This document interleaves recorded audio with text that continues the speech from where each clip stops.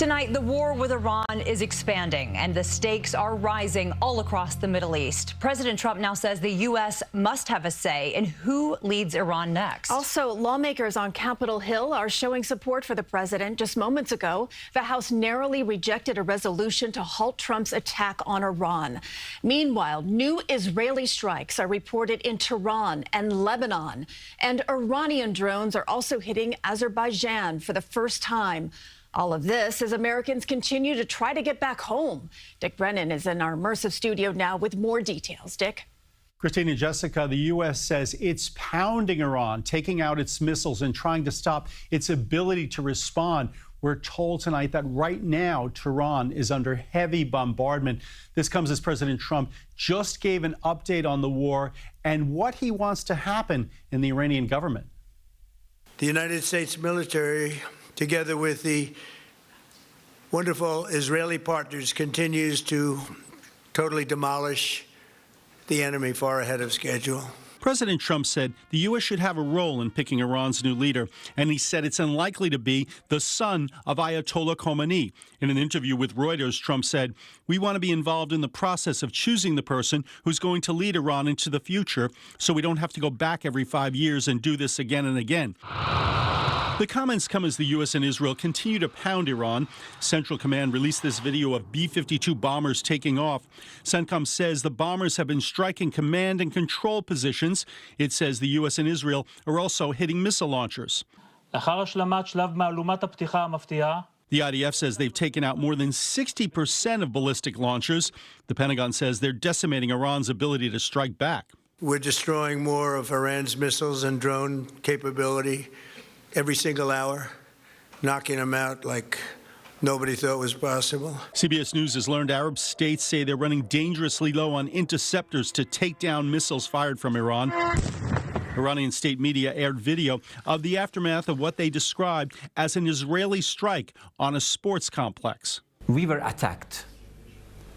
The aggressors are responsible for the consequences. Iran's foreign minister called the U.S. sinking of an Iranian ship in international waters an atrocity and added, "Mark my words, the U.S. will come to bitterly regret the precedent it has set."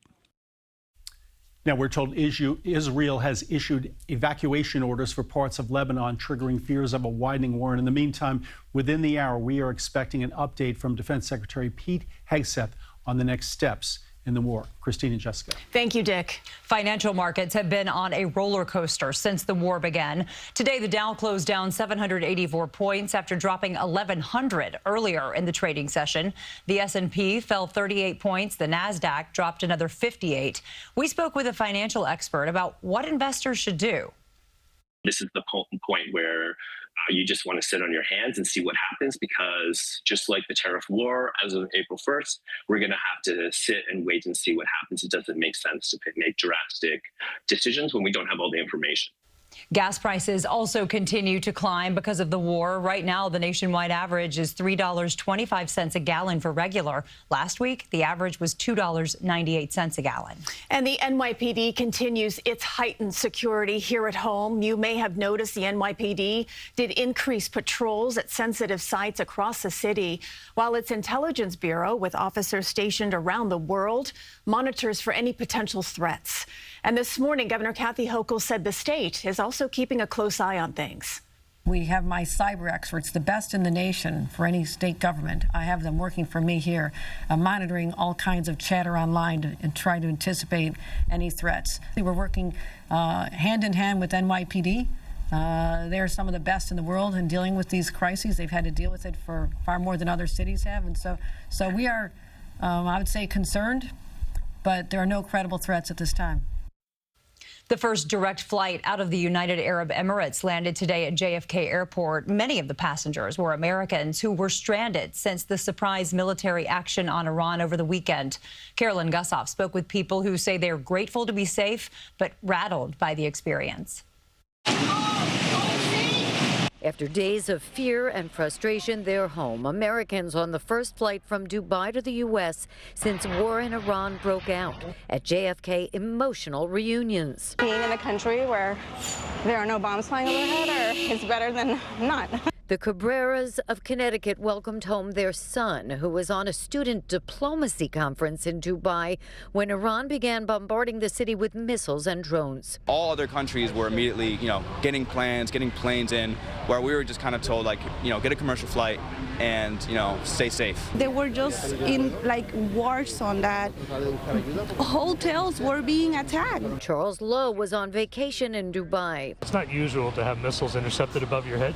Amid the unnerving explosions and constant shelter-in-place alerts on their phones, travelers say information from the U.S. was insufficient. Every day was chaos.